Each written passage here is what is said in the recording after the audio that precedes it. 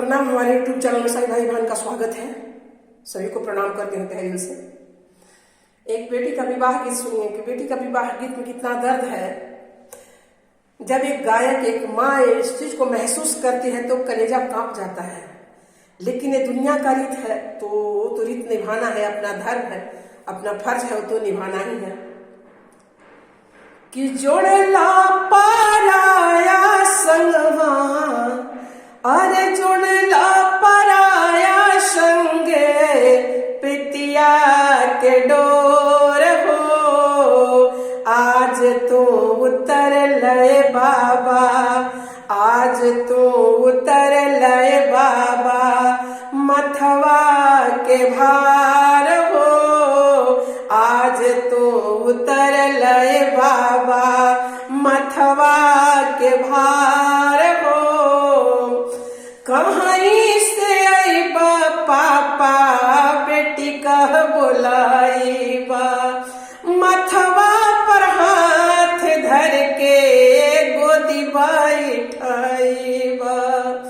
कहीं से आईबा पापा, बेटी कह बुलाईबा, सिरवा पे हाथ धर के गोदी बैठाईबा। बेटी बेटी कह के पापा कैला दुलार हो। आज तो उतर लय बाबा, सिरवा के भार हो।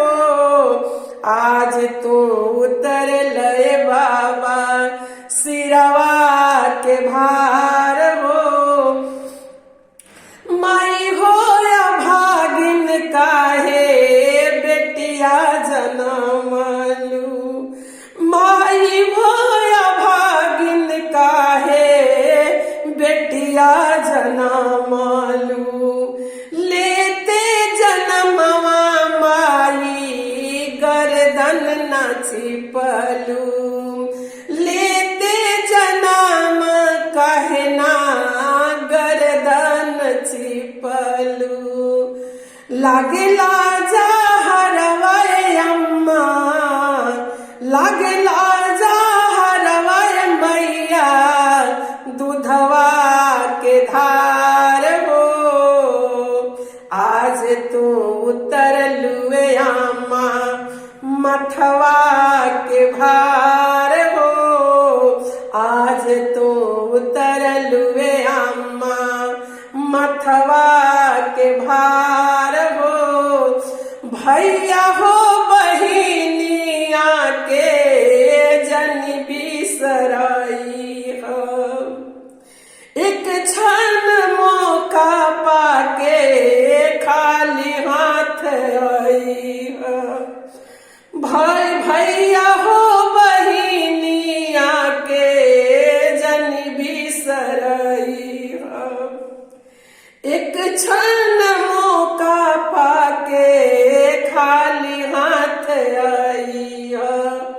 आसमान जनिहा भैया, आसमान जनिहा भैया, बेटिया तोहार हो। आज तो उतर लय भैया, मथवा के भार हो। आज तो उतर लय भैया।